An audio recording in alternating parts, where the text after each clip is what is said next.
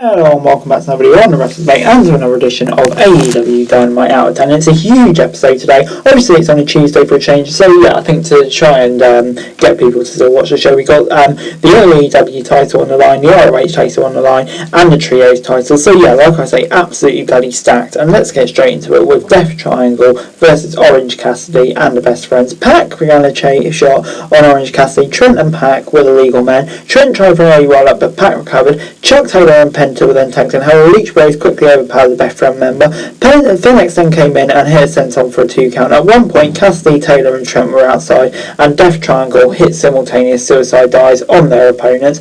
Orange Cassidy was then thrown inside the ring by the champions. Pac hits and kicks on Cassidy before the Leech Bros entered and hit a drop kick. Pac then hit a series of kicks on Cassidy before the latter hit the Stung Dog Millionaire. At one point in the match, all 6 stars took each other out with the tap doing spot. Towards the end, Pac went for his hammer, but Phoenix stopped him from using it. Cassidy rolled up Pac for a 2 count and followed up with the orange punch, but Penta and Trent tagged in, and Best Friends hit a strong 0 for a 2 count. Phoenix then came in with a cutter. He missed the splash, but followed up with a heel kick and hit the Rikishi driver for the pinfall victory, and Death Triangle retain. And yeah, this gets a 8 out of 10 from me. One thing you can say about Trios title amidst all the chaos with Omega and the Bucks, obviously, is it's producing banger matches, and this was another one. Loads of near falls there that I bet on, and yeah, really good match. Death Triangle's reign continued, and so far it's been great. 8 out of 10. Then it was time for Storm vs Shida for the interim women's championship. Both stars squared off in the middle of the ring before Shida shoved Storm into the corner. They again clashed in the middle as Shida whipped the champion across the ring and Storm retaliated with a kick. The Japanese star was in the apron and Toni Storm took her out with a hip attack. Storm was in complete control and Shida grabbed her hair and threw her from corner to corner. She then went for the cover but only got a 2 count. Shida then tried to come back but Toni hit her with a kick to the head. She then got another 2 count. Shida then hit some forearm strikes but Storm stopped, so the former hit a Hurricane Rana and followed it up with a high knee. Shida then hit a missile dropkick from the top rope for a 2 count. The T-Stars slugged it out in the middle before Shida went up to the top rope, but Storm caught her. Shida then hit the Meteor and followed out with a gut-wrench suplex for a 2 count, but Storm hit a German suplex and followed out with a Hippocat for a 2 count. Towards the end, a brief back and forth between 2 stars. Toni Storm hit a DDT and followed out with Storm 0 to pick up the victory. Post-match, Hayter and Reba came out and attacked Storm. Baker also appeared, but Saraya came out and stopped her. Rio made her return and hit a dropkick on Reba. She then took out Hayter as the baby faces celebrated. And yeah, this gets a 7 out of 10 from me. Yeah, really good stuff. Chaos between the women's division, but yeah, definitely, suggesting next line for the women's division. Yeah, looks intriguing match as well. Really good. I like the first one. Lots of near falls that I bet on. So yeah, great match. Great segment. 7 out of 10. Tony Schiavone was then in the ring with William Regal for an interview, but before they could continue, MJF appeared. Regal had his brass knuckles, however MJF said they was not there to fight. The start of the era recalled a story from when he was 19 and got selected as an extra for a WWE show. He was excited and Regal agreed to all the extras. He then named dropped Arn Anderson, Malenko, Adam Pearce and William Regal as being there for the tryout matches. MJF said that he was shaking and that Regal called him to his side after his victory. He then said the latter broke his heart by calling him too young. MJF noted that he's a generational talent and laughed at Regal's word from the past. Regal then recalled his own career and took shots at MJF for taking the easy way out. Regal then turned around to let MJF take a cheap shot, but the latter couldn't do it. William Regal said MJF had a lot to learn before walking away as the Salt of the Earth stood in the middle of the ring. This was just a brilliant promo between 2 of the best in the business, really. And yeah, made me more hype for the Moxley MJF match at Full Gear. Brilliant stuff. Yeah, these 2 are just so bloody great with the mic.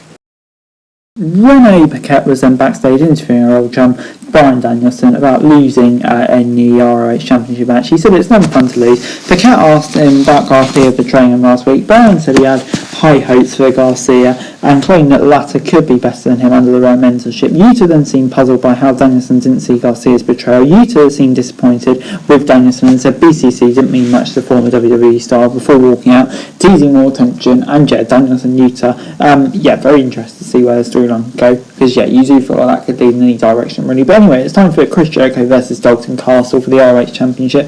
Both stars positioned sportsmanship to start things off. Castle had the early advantage with Jericho threw him outside. Castle then started running at ringside and hit a couple of suplexes after entering the ring. He hit some gut-wrench suplexes on Jericho before hitting a stand for a 2 count. The Wizard managed to get the upper hand and hit some chops on Castle, but the latter retaliated. He stopped Jericho on the turnbuckle before hitting a swinging Hurricane Rana. Meanwhile, the boys and Jake Hager battled outside of the ring. Inside, Jericho locked in the walls, but Castle somehow made it to the ropes. Hugh with the ref, and Castle took advantage to a lariat for a 2 count. Towards the end, Jericho missed a code breaker, and Castle hit the boomerang for a 2 count. Jericho then recovered and hit the Judas effect to pick out an out-of-nowhere victory. Post-match, he said he would continue tarnishing the RH name. He ordered the JS members to attack RH commentator, but Joe then came out. Jericho then viciously attacked Lynn with a tombstone pile driver to end the segment. So yeah, seems like Jericho's getting more and more heel by the week. And yeah, this match was really good. Loving the storyline with all the former champions.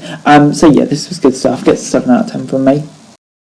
Then it was main event time, Jon Moxley versus Hangman Page. Hangman attacked Mox when he was making his entrance. He hit a kick to get the advantage, drawing a moonsault from elevated arena onto the champion, then pushed a parade of violence into the guardrail before the latter retaliated. Mox hit some heavy strikes on Page before posing in front of his hometown crowd. Mox then hit a double stage, and before the two could enter the ring, Page hit some strikes on Mox's forehead. The latter was busted open. Mox hit a suicide dive on Page. The match officially started then. Mox started Page outside, but the latter shoved him into the steel sets. The Cowboy then hit some strikes on Mox. Inside the ring, Page hit a suplex for a 2 count. Page was in control, but Mox countered and applied a figure 4 leg lock. The two stars exchanged some strikes before Page whipped him in the corner. Mox then hit a cutter to make his comeback and hit Page forehead in the turnbuckle and dropped him for a 2 count. Mox then hit some vicious stunts before applying a submission move. The action spilled on the apron and Page hit a dead eye to get the advantage. Page then threw Moxley inside the ring and applied a submission move. After a brief back and forth, Mox hit a King Kong lariat and both men were knocked down. The medical team came out to check on Hangman Page and eventually called the match off. Jon Moxley was declared the winner. Post-match, officials checked in on Page as Mox celebrated his triumph as Page was stretched out of the arena. Mox then cut a promo wishing his challenger good health, but he added it as a risky business. Mox then called out MJF. The Devil came out with his poker chip and dragged the ref to the ring, but before the match could start, MJF walked out and handed the chip to William Regal. He then said that he wanted Jon Moxley at 100% when he cashed in his chip. MJF then announced he'd face Moxley at Full Gear. Moxley hyped out the World Championship match between the two stars face at Full Gear to end the show. And yeah, I think kind of good improvisation there with MJF. Obviously the match was really good up to that point, but yeah, I mean, like, it's not about that. Obviously wishing Hangman Page the best, not going to grade this, but yeah, MJF versus Moxley at the pay-per-view is going to be great. Well improvised at the end of the show, really good match up to that point, but of course that's kind of all irrelevant. Just hope he's okay and get well soon to Hangman Page.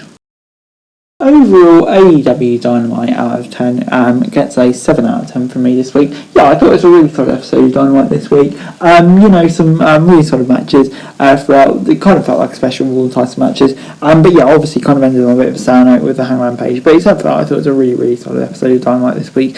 So good stuff. But anyway, guys, that's the video. Thanks very much for watching. Remember to like, share, subscribe, remember thoughts, comments, down below. Find us in the channel for daily wrestling news and subscribe to my channel, and I would greatly appreciated. Thanks very much for watching. Peace out.